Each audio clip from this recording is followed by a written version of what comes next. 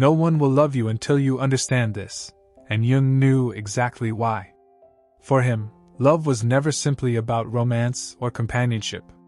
It was about a deeper recognition of who you really are, the hidden parts of you that you spend your entire life trying to ignore. Jung called this the shadow. That dark corner of the self where everything you deny, everything you repress, everything you feel ashamed of, gets buried. Most people run from it. They build masks, personalities carefully crafted to appear good, kind, strong, successful. Yet the more perfect the mask, the more suffocating the shadow becomes. And here lies Jung's insight. Until you face that shadow, until you can see it clearly and embrace it, no love in the world will ever feel complete. Because no one can truly love you if you do not even know who you are. Think about how most relationships begin. People present only their best sides. They highlight their charm, their humor, their strengths. But over time the shadow leaks out, through jealousy, anger, insecurity, selfishness. The relationship strains under the weight of what was hidden. You can only hide your shadow for so long before it demands to be acknowledged. Jung warned that what you refuse to face in yourself will eventually appear in the outside world, often through conflict with those closest to you. What you deny internally becomes projected outward, so that you hate in others what you secretly fear in yourself. This is why so many connections collapse. The love you thought you had was not for the real you, but for the mask. Jung believed that the path to real love begins with individuation, the lifelong process of becoming whole. Not perfect, not pure, but whole. This means you must bring your shadow into the light, not to erase it, but to integrate it. To admit that you are not only generous but also capable of envy. Not only caring but also capable of cruelty. Not only strong but also vulnerable. Until you accept that these contradictions live within you, you will always depend on others to fill the emptiness you deny. And that dependence is not love. It is hunger disguised as devotion. It is a terrifying truth, because most people want love to save them from themselves. They imagine that if they find the right person, their insecurities will vanish. That if they are chosen, adored, accepted by someone else, they will finally feel whole. But Jung argued that this hope is an illusion. If you refuse to know yourself, then the love you receive cannot reach the deepest parts of you. You will sabotage it, doubt it, or drain it dry. And even if someone loves you with all their strength, you will not feel it, because you do not believe you are worthy of it. The shadow is not your enemy. It is your teacher. It reveals what you lack the courage to admit. And once you accept it, something extraordinary happens. You stop demanding perfection from others. You stop clinging to them to soothe your wounds. You begin to see them as they are, complex, flawed, beautiful in their contradictions. This is the ground where true love can grow. Love that is not fragile, not built on illusions, but rooted in a deep recognition that we are all light and darkness at once. For Jung, to be loved is not to be adored for your mask. It is to be seen in your entirety, shadow and all, and still embraced. But no one can do this for you if you cannot do it for yourself first. That is the lesson hidden in his words. No one will love you until you understand this, because until you integrate the shadow, love cannot reach its depth. It will skim the surface, it will play with illusions, but it will never touch the core of who you are. And so Jung's warning is also an invitation. The work of love begins inside. If you can sit with your envy, your rage, your fear, and admit they are part of you, you open the door to something greater. You allow yourself to be human. And only then can another person's love truly meet you where you are, not where you pretend to be. This is why so many people move through life restless, searching, endlessly disappointed in love.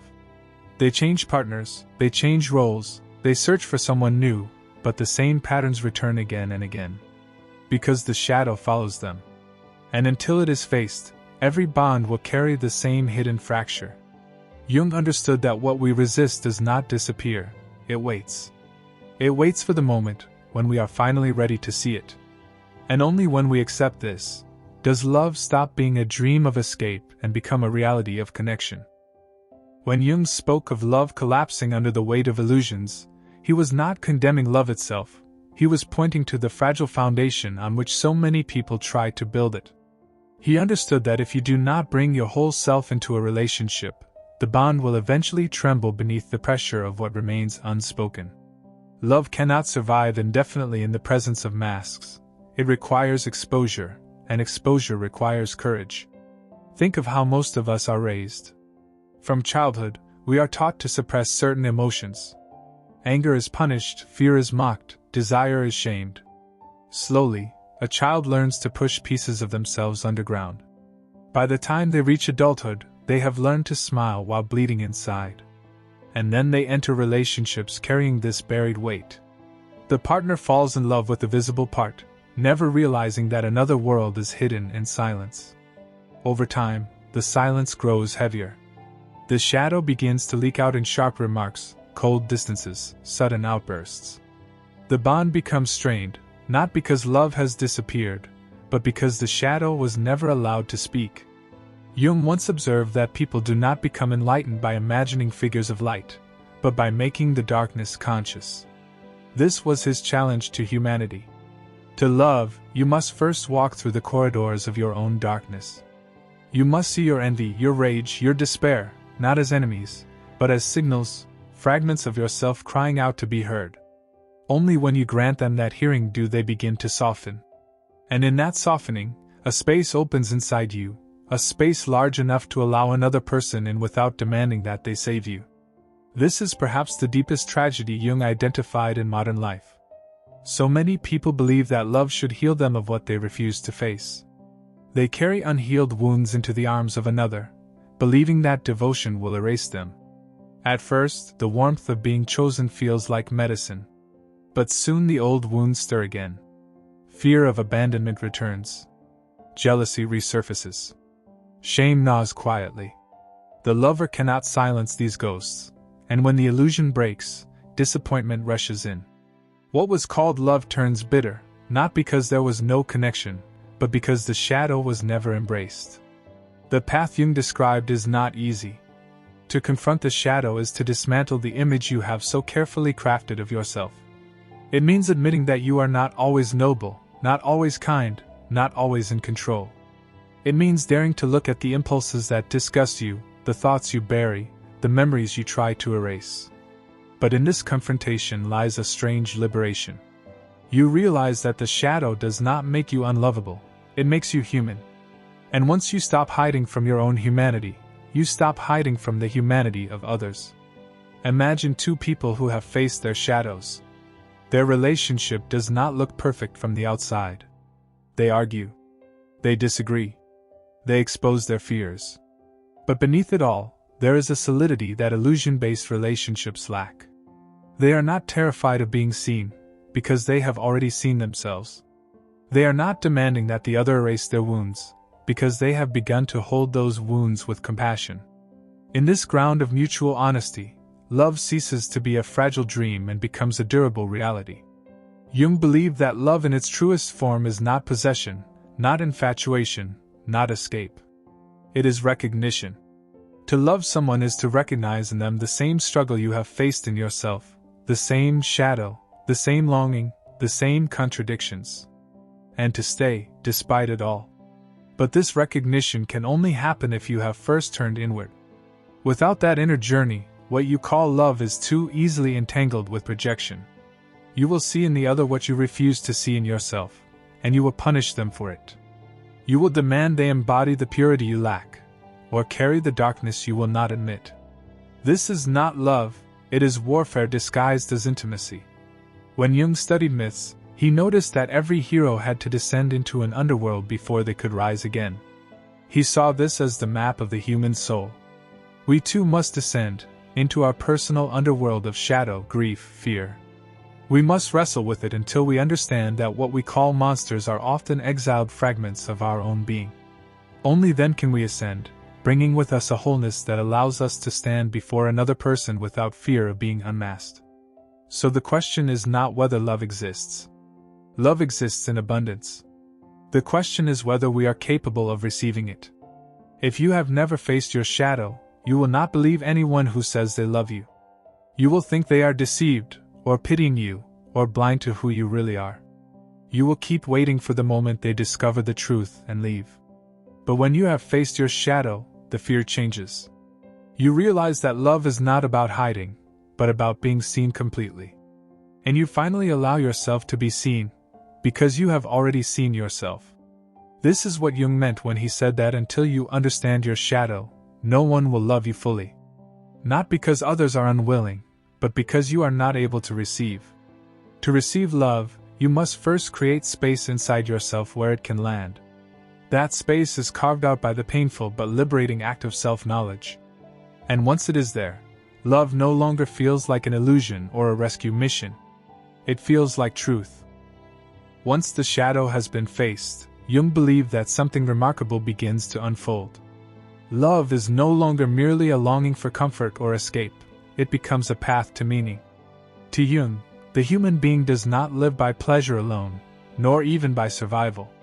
What we truly hunger for is meaning, a sense that our life has weight, that it is connected to something larger than ourselves. And love, when it is honest and integrated, becomes one of the greatest sources of that meaning. But here again lies the danger. When love is built on illusion, it can feel intoxicating at first, but it eventually leaves the soul emptier than before. The mask may charm for a season, but it cannot sustain meaning. Only when we enter love as whole beings, aware of our shadows and light alike, does love deepen into something sacred. Jung often drew on ancient symbolism to explain this. He saw the union of two individuals as an alchemical process. Just as base metals were once believed to be transformed into gold through the fire of alchemy, two souls, when joined with honesty, could transform each other into something higher. But fire is always dangerous. If one or both partners cling to their masks, the flames consume them. If both bring their truth, even their darkness, the flames purify. Consider how this plays out in real life.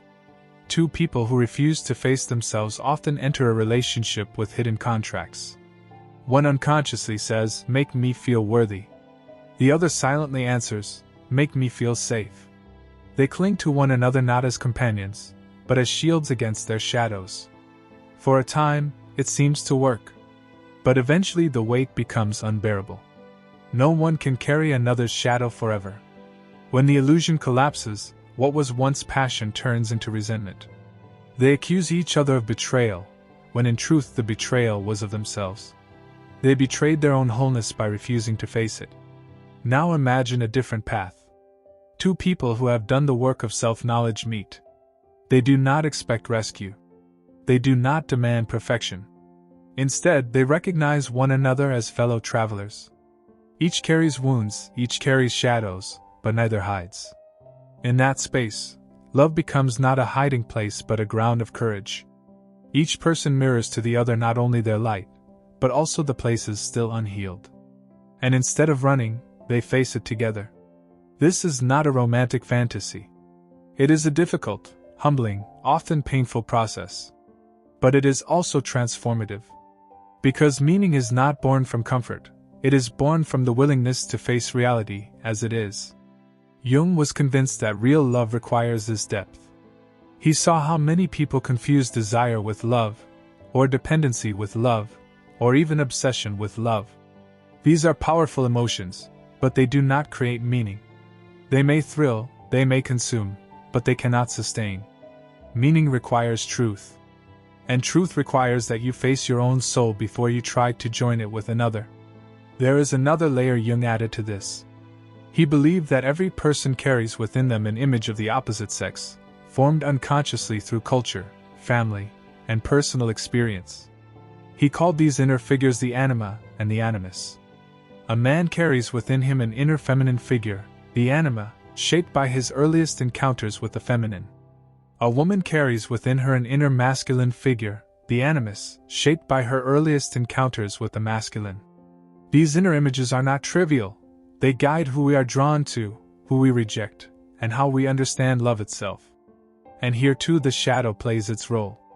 If the inner figure is wounded, distorted, or repressed, it can lead a person into destructive patterns of attraction.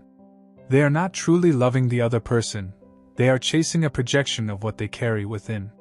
This is why Jung urged people to confront not only their shadow, but also these inner figures. Until you do, you will confuse projection with love. You will think you adore another person, when in fact you adore your own unconscious image reflected in them. And when they fail to live up to this image, disappointment and anger follow. But when you integrate these inner figures, you free yourself from the trap of projection.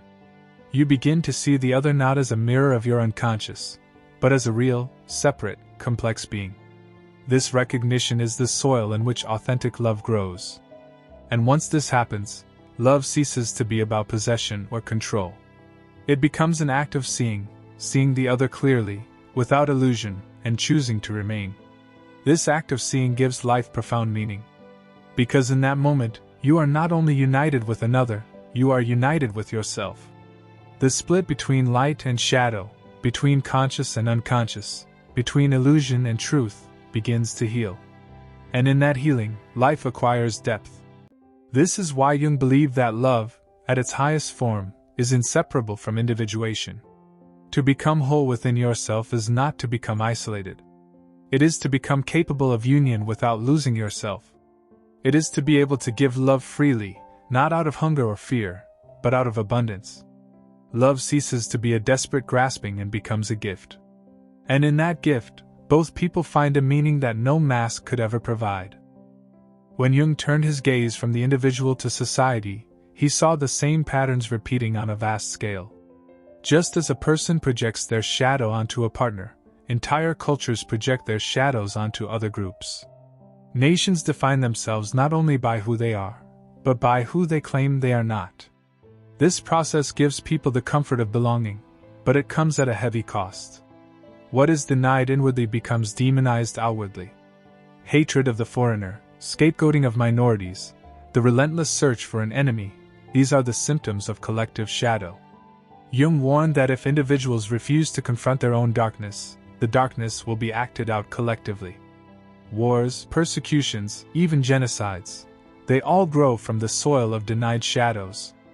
A society that cannot accept its own aggression will project it onto others and then seek to destroy them. A society that cannot admit its own greed will accuse its rivals of corruption.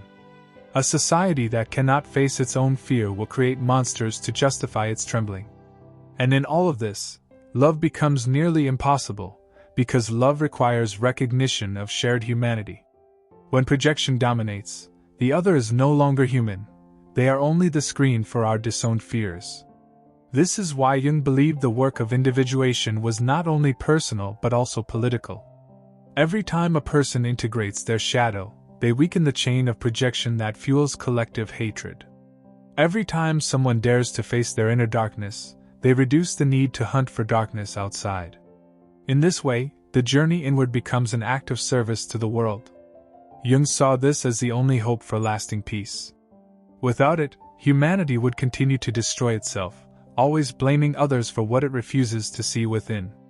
The implications for love are profound. If you cannot love yourself in your wholeness, you will struggle to love even one other person truly. And if enough individuals live divided from themselves, entire communities lose the capacity for compassion. Love becomes shallow, conditional, easily broken by suspicion. This is why societies collapse not only from economic failure or political corruption, but from a loss of empathy. Empathy cannot survive where shadows are denied. To love another person requires the courage to accept your own darkness. To love a community requires the same, multiplied across countless souls. Think of how easily people turn against one another when fear rises. In times of crisis, suspicion grows like fire. Neighbors begin to look at each other as threats.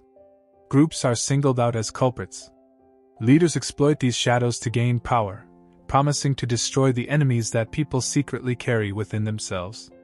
Jung saw this with horror in the rise of totalitarian regimes.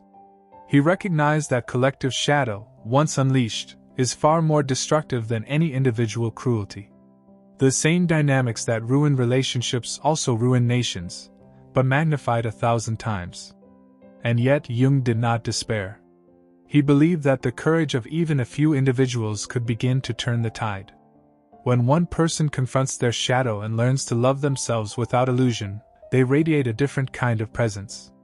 They no longer need to project blame. They no longer seek scapegoats. They meet others not with suspicion, but with curiosity. This energy spreads. In families, in friendships, in communities, the presence of someone who has faced themselves becomes a quiet revolution. Love deepens not because they preach it, but because they embody it. This is why Jung's work remains so vital. He showed that love is not only a private matter. It is the foundation on which societies stand or fall. If we wish to live in a world where love is more than a fleeting illusion, then each of us must begin with ourselves. To face the shadow is to remove the weapon of projection from our hands. To integrate our darkness is to become less easily manipulated by fear. And to recognize our own complexity is to open the door to genuine compassion for others. For Jung, the individual soul and the collective soul were inseparable. Just as one person's shadow can poison a relationship, the denied shadows of millions can poison history itself. But the reverse is also true. The healing of even a single person contributes to the healing of the whole.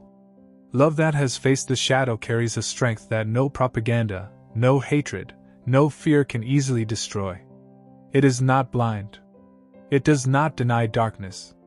It looks directly at it and says, "Even so, I choose connection. Even so, I choose compassion. Even so, I choose to love." And in this lies the deeper meaning of Jung's warning. No one will love you until you understand this. But once you do, your love becomes part of something far larger than yourself. It becomes a force not only of personal healing, but of collective transformation. To love in truth is to stand against the tide of projection that has shaped human history for centuries. It is to create a future where love is not a fragile mask, but the foundation of a more conscious humanity.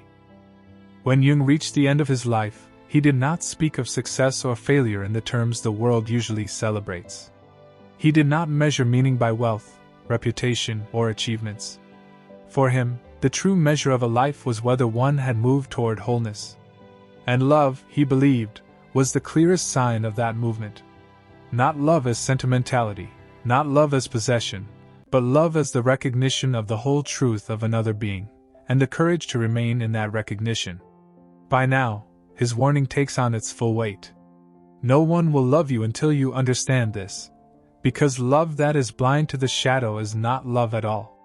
It is projection, it is fantasy, it is a fragile bargain that cannot last. But love that has walked through the shadow carries a different quality.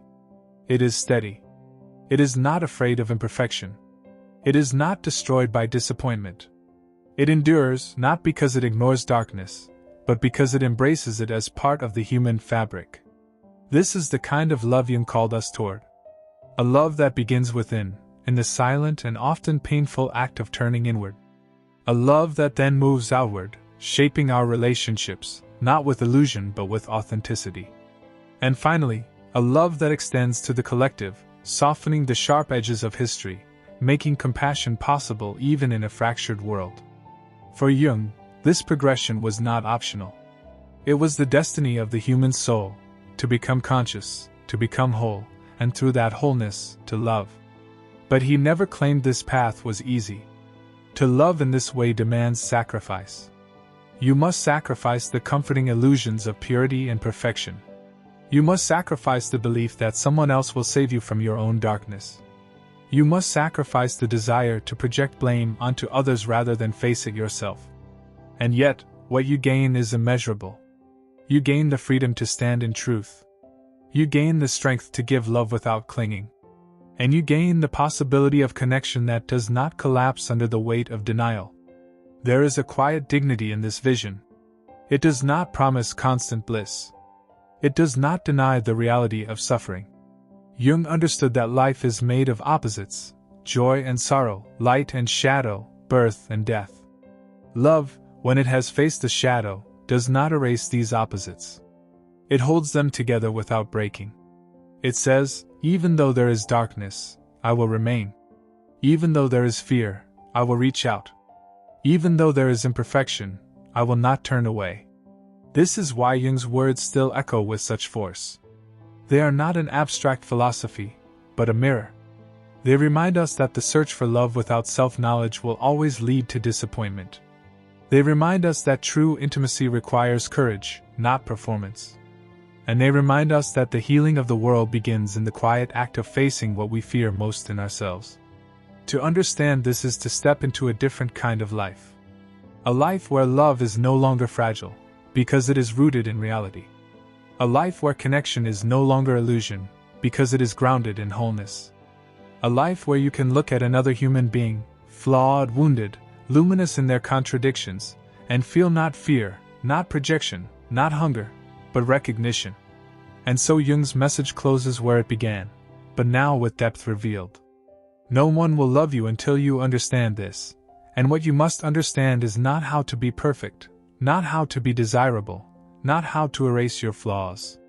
What you must understand is that love requires wholeness. It requires shadow and light alike. It requires the courage to see yourself fully, and to allow another to do the same. Only then does love cease to be a mask. Only then does it become the most human and the most divine act of all.